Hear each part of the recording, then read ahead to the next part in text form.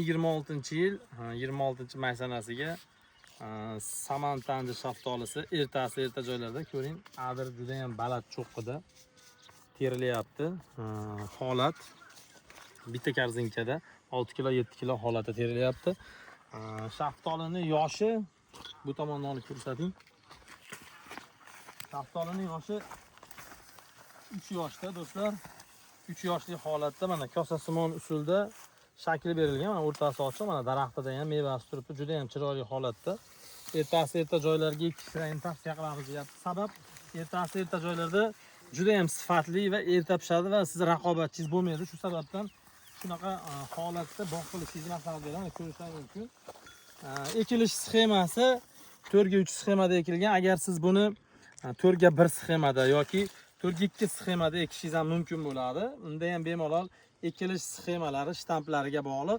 Pastdagi nomerlarga aloqa etsalaring, sxemangizni va qarash tartibingiz bilan ma'lumot beriladi. Bepulga beramiz ma'lumotni.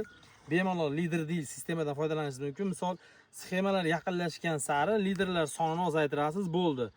Shu bilan maqsadga erishasiz. Kesish vaqtini hisob-kitobga olsangiz, o'sish davri past bo'ladi. Shuni hisobiga natija juda ham yuqori bo'ladi. Yaqinroqdan ko'rsating. Mana bu tomonlarda agar mana shoxda turibdi, uzamiz. Bismillah. Mana anjir shaftoli Samanta navi juda ham qora qizil bo'ladi. Yo'lbars teri holat bo'lmaydi, lekin agar buni xohlasangiz ushab turishingiz mumkin. Shu holatda 20 kun, 25 kun daraxtda bemalol tura oladi. To'kilib ketmaydi, chunki bu yangi seleksiya qilingan nav hisoblanadi. Do'stlar, kimgadir ma'lumotlar kerak bo'ladigan bo'lsa, qanaqadir shaftoli yoki boshqa meva turi bo'yicha pastdagi nomerlarga aloqa etsalaring, qo'limizdan kelgancha tajribadan o'tgan ma'lumotlarni berib boramiz do'stlar. Bu tomonda umumiy bog'ning ko'rinishini ko'rsating.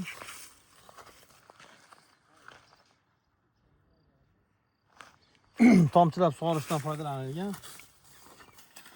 Daraxtlar ideal holatda, barglari to'q ko'k tusga kirgan.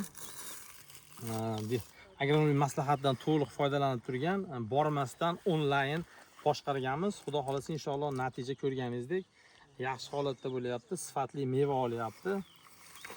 Tomchida foydalanilgan juda ham arzon yo'nalishli tomchilar bor. Bu haqida ham ma'lumot kerak bo'lsa, pastdagi nomerlarga aloqa etsalaring, yordam berishimiz mumkin bo'ladi. Shaftolilarda hozirgi yaqin kunlarda abreska qilish ishlari boshlanadi. Mevadan keyin o'rtasini ochib chiqish kerak bo'ladi. Sabab quyosh nurini ichkariga olib kirish kerak.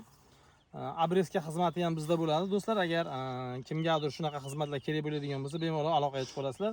Agar kimgadir buni mevasi kerak bo'lsa yoki meva sotish niyatida bo'ladigan bo'lsa, bizga aloqa etsalaring, biz sizlarni xaridorlar bilan yoki xaridorlar aloqa etsa, dehqonlar bilan bevosita bog'lab qo'yamiz. Xudo xolasa bizga hech qanaqa undan summa ham, pul ham kerak emas. O'zlaring oldi berdilaringni osonlashtirish maqsadida sizlarga yordam beradigan bo'lsak, xursand bo'lamiz. Bizni kuzatamiz va like bosamiz va bu videoni meva olib sotmoqchi bo'layotgan yoki mevali bog' tashkil qilmoqchi bo'layotgan aka-ukalarga jo'natib qo'yamiz va Samanta shaftolisini yegani kelaverasizlar do'stlar.